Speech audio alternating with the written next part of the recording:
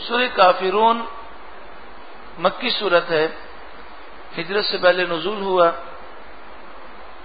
قرآن پاک کی ترتیب کے اعتبار سے اس کا نمبر 109 ہے اور نزول کے اعتبار سے 18 ہے۔ اس میں 6 آیتیں ہیں۔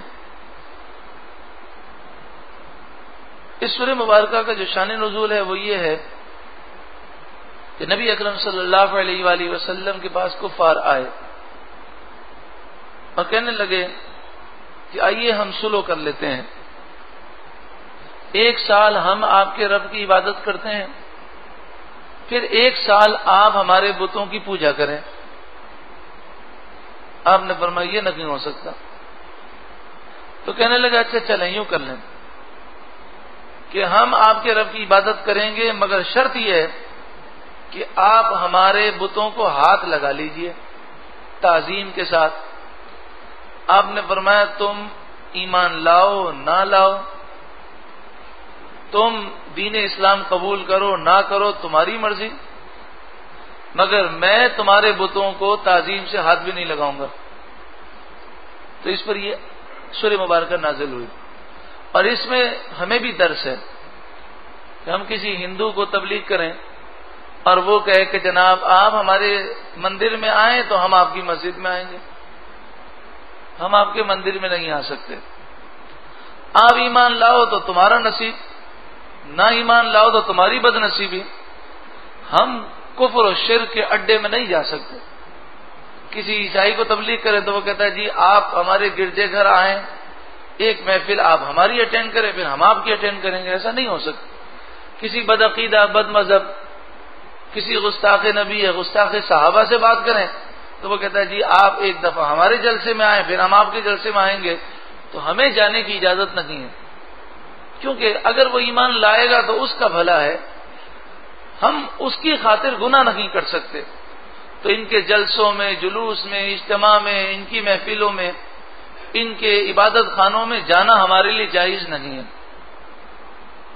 ان کے علماء کی تقاریر سننا ہمارے لیے جائز نہیں، کیونکہ بدعقیدہ لوگوں کی گفتگو سننا بھی حرام ہے۔ بسم اللہ الرحمن الرحیم، اللہ کے نام سے شروع جو بہت ہی زیادہ مہربان نہایت رحم کرنے والا۔ قل یا ایھا الکافرون، اے محبوب آپ فرما دیں اے کافروں، اے محبوب آپ فرما دیجئے اے کافروں۔ یہ قرآن ہے، ایک نظریہ وہ ہے جو قرآن دے رہا ہے اور ایک نظریہ وہ ہے جو لوگ دے رہے ہیں۔ لوگ کہتے ہیں جی کافر کو کافر کہنا بھی حرام ہے، کافر کو کافر نہیں کہنا چاہیے کہ پتہ نہیں کب مسلمان ہو جائے، تو پھر مسلمان کو بھی مسلمان نہیں کہنا چاہیے پتہ نہیں کب کافر ہو جائے۔ اور اگر کافر کو کافر کہنا حرام ہے اور غلط بات ہے تو پھر اللہ نے اپنے محبوب کو کیوں فرمایا؟ قل، اے محبوب آپ کہہ دیں یا ایھا الکافرون، اے کافروں، لا اعبد ما تعبدون، جن بتوں کی تم پوجا کرتے ہو میں پوجا نہیں کرتا، ولا انتم عابدون ما اعبد، اور جس رب کی میں عبادت کرتا ہوں اس رب کی تم عبادت نہیں کرتے، ولا انا عابد ما عبدتم، جن بتوں کی تم پوجا کرتے ہو میں ان کی پوجا کبھی نہیں کروں گا، ولا انتم عابدون ما اعبد، اور جس رب کی میں عبادت کرتا ہوں تم اس کی عبادت نہیں کرو گے۔ جب یہ بات ہے تو پھر لکم دینکم ولی دین، تمہارے لیے تمہارا منحوس دین اور میرے لیے اتنا پیارا دین اسلام۔ کتنا پیارا جواب ہے کہ تمہارے لیے تمہارا دین اور میرے لیے میرا دین۔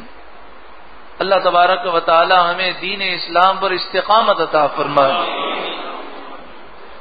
سورہ کافرون سونے سے پہلے اس طرح پڑھیں کہ آخری جو کلام ہو وہ سورہ کافرون ہو، یعنی سورہ کافرون کی تلاوت سب سے آخر میں ہو۔